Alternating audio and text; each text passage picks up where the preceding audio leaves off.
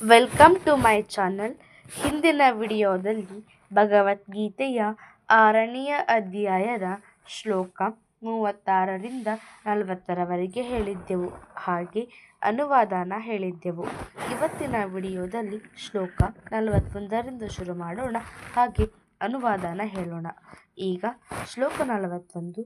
ಪ್ರಾಪ್ಯ ಪುಣ್ಯಕೃತಾಂ ಲೋಕ ಅನುಷಿತ್ವಾ ಶಾಶ್ವತಿ ಸಮಾಹ ಶುಚಿನಾಂ ಶ್ರೀಮತಾಂ ಗೇಹೇ ಯೋಗ ಭ್ರಷ್ಟ ಬೀಜಾಯತೆ. ಈಗ 41ನೆಯ ಶ್ಲೋಕದ ಅನುವಾದ.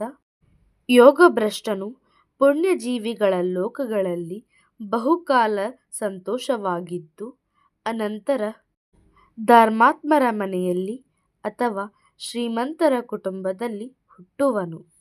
ಈಗ ಶ್ಲೋಕ 42. ಅಥವಾ ಯೋಗಿನಾಮೇವ ಕುಲೇ ಭವತಿ ಧೀಮತಾಂ ಏತದಿ ದುರ್ಲಭತರಂ ಲೋಕೆ ಜನ್ಮ ಯದಿ ದೃಶ್ಯಂ. ಈಗ ಶ್ಲೋಕ 42ನೆಯ ಅನುವಾದ.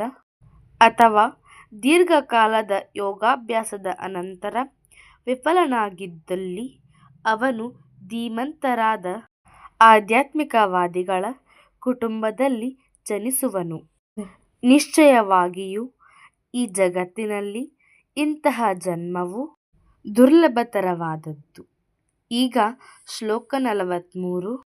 ತತ್ರ ತಂ ಬುದ್ಧಿ ಸಂಯೋಗಂ ಲಭತೆ ಪೌರ್ವದೇಹಿತಂ ಯತತೇತ ಚ ತತೋ ಭೂಯಃ ಸಂಸಿದ್ಧೌ ಕುರುನಂದನ.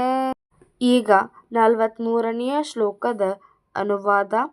ಕುರುನಂದನೆ, ಇಂತಹ ಜನ್ಮವನ್ನು ತಳದೆ ಮೇಲೆ ಆತನು ತನ್ನ ಪೂರ್ಣ ಜನ್ಮದ ದೈವಿ ಪ್ರಜ್ಞೆಯನ್ನು ಮತ್ತೆ ಎಚ್ಚರಿಸಿಕೊಳ್ಳುತ್ತಾನೆ ಮತ್ತು ಸಂಪೂರ್ಣ ಯಶಸ್ಸನ್ನು ಗಳಿಸುವುದಕ್ಕಾಗಿ ಇನ್ನೂ ಪ್ರಗತಿಯನ್ನು ಸಾಧಿಸಲು ಪ್ರಯತ್ನಿಸುತ್ತಾನೆ.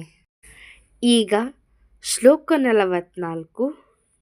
ಪೂರ್ವಾಭ್ಯಾಸೇನ ತೇನೈವ ಹ್ರೀಯತೆ ಹ್ಯವಶೋಪಿ ಸಹ ಜಿಜ್ಞಾಸುರಪಿ ಯೋಗಸ್ಯ ಶಬ್ದ ಬ್ರಹ್ಮಾತಿ ವರ್ತತೆ. ಈಗ 44ನೆಯ ಶ್ಲೋಕದ ಅನುವಾದ. ತನ್ನ ಹಿಂದಿನ ಜನ್ಮದ ದೈವಿ ಪ್ರಜ್ಞೆಯ ಪ್ರಭಾವದಿಂದ ಆತನು ಯೋಗದ ತತ್ವಗಳನ್ನು ಅರಸದಿದ್ದರೂ ತಂತಾನೇ ಅವುಗಳಿಂದ ಆಕರ್ಷಿತನಾಗುತ್ತಾನೆ.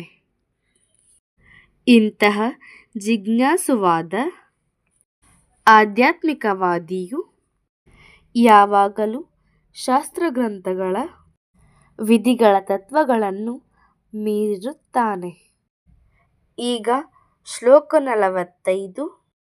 ಪ್ರಯತ್ನಾದ ಯತಮಾನಸ್ತು ಯೋಗಿ ಸಂಶುದ್ಧ ಕಿಲ್ಬಿಷಃ ಅನೇಕ ಜನ್ಮ ಸಂಸಿದ್ಧಸ್ತತೋ ಯಾತಿ ಪರಾಂ ಗತಿಂ.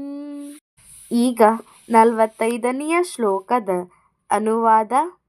ಯೋಗಿಯು ಎಲ್ಲ ಕಲ್ಮಶಗಳನ್ನು ತೊಳೆದುಕೊಂಡು ಶುದ್ಧನಾಗಿ ಇನ್ನಷ್ಟು ಪ್ರಗತಿಯನ್ನು ಸಾಧಿಸಲು ಶ್ರದ್ಧಾಪೂರ್ವಕ ಪ್ರಯತ್ನವನ್ನು ಮಾಡುತ್ತಾನೆ.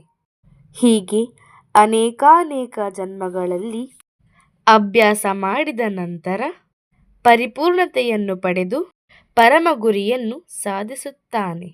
ಮುಂದಿನ ಶ್ಲೋಕವನ್ನು ಮುಂದಿನ ವಿಡಿಯೋದಲ್ಲಿ ಹೇಳುತ್ತೇನೆ. ಈ ವಿಡಿಯೋ ನಿಮಗೆ ಇಷ್ಟ ಆದರೆ ಹರೇ ಕೃಷ್ಣ ಅಂತ ಕಮೆಂಟ್ ಮಾಡಿ, ಲೈಕ್ ಮಾಡಿ, ಶೇರ್ ಮಾಡಿ, ಸಬ್ಸ್ಕ್ರೈಬ್ ಆಗಿ. Bye bye. Thanks for watching.